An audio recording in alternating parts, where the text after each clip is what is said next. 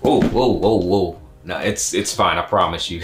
This is a ZEEGOO camera that I already took out the box, a 20x SDI PTZ camera. Now, shout out to all of you all that follow me on Amazon Live because you saw the full unboxing demonstration in real time. Now, if you're not following me on Amazon Live, come over to Amazon Live, link in the description of this video and the link to this camera. Now we're going to talk about this camera specifically, hook it up to my controller, walk through some of the features and see if it's going to be a good fit for you. Now this camera is going to look familiar to some other PTZ cameras, but I tell you, I really like this camera because of how easy it was to get set up.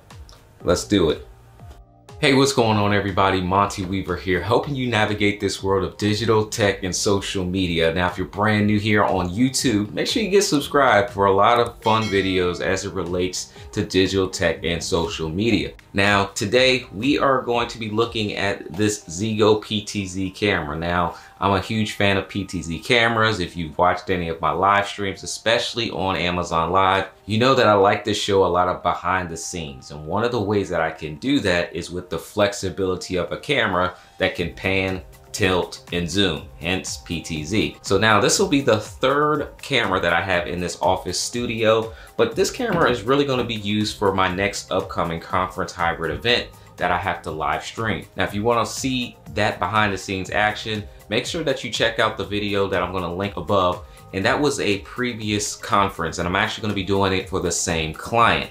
And if you happen to be in real estate, I'll even drop a link to the actual conference so you can watch it in action, because sometimes you want to be able to see what it looks like to be on the other end. So I'm going to drop all that information down below. But I want to ask you a question. Are you using PTZ cameras or looking to get started? Because if you are, the price points for these PTZ cameras have come down significantly from what they were just a year ago, because more manufacturers are bringing them to the marketplace. So I'm going to set this up right here on this battle station. We're going to connect it to my controller, and I'm going to show you what the resolution looks like and a couple other key features that I think are going to be helpful in making a decision whether or not this camera is going to be good for you. So let's jump over to the desk and get started hooking everything up.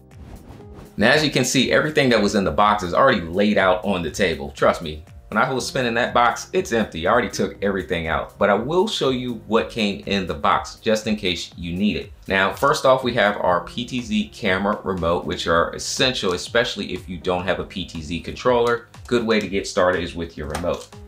Then you have your power. Definitely need some power. But in this case, you may not need that power because this is a PoE camera. We also have our PTZ controller cable. So you plug one end into your PTZ controller and the other end into the actual camera. And we actually have two different mounting bracket systems. And I haven't seen PTZ cameras like this come with multiple brackets, especially just not even one. So it's nice that these are included inside of the box. And for the price of the camera and the mounting brackets, you're definitely going to be saving on this particular camera model over some of the others. All right, now the table is clear. Let's get this camera hooked up. Now, on the camera itself, we have our privacy cover. So we'll go ahead and take off the privacy cover. Make sure you keep those handy.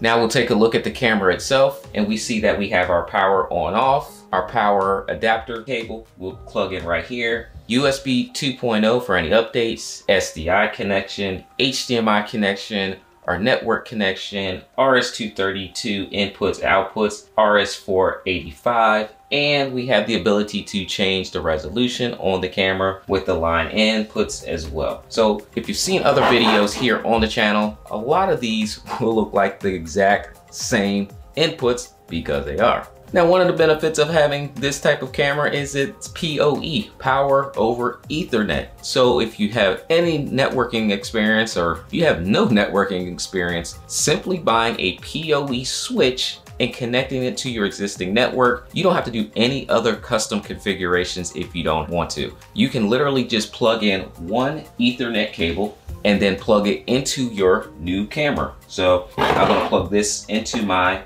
ZEEGOO camera here. And then in a couple seconds, you're actually gonna see this move and power on. Now, I like the PoE because it's one less cable that you would need. You don't need to plug in your power adapter anymore. You just plug in your network cable. And if you have a PoE controller like I do right here as well, you can literally run everything over PoE power and replace that one big brick if you don't have an outlet nearby.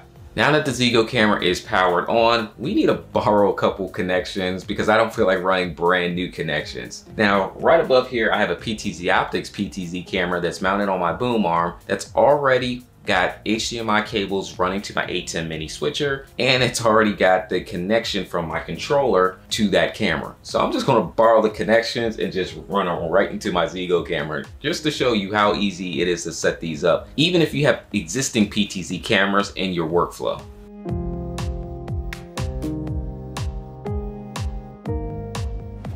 So we're all set up now. One HDMI cable input into the camera and the RS-232 for the camera control. And if I look over at my A10 mini, it's already set up.